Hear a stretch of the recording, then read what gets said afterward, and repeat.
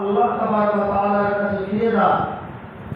আল্লাহ পাক সব কিছু জানা সত্ত্বেও ফেরেশতাদেরকে জিজ্ঞাসা করে,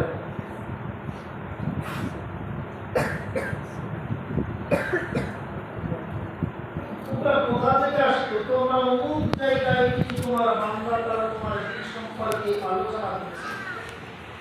আল্লাহ পাক বলে, তারা কেন আলোচনা করছেন?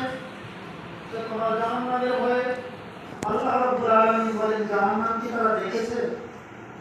বলেন না, রাব্বুল আলামিন তারা জাহান্নাম তো দেখেনি।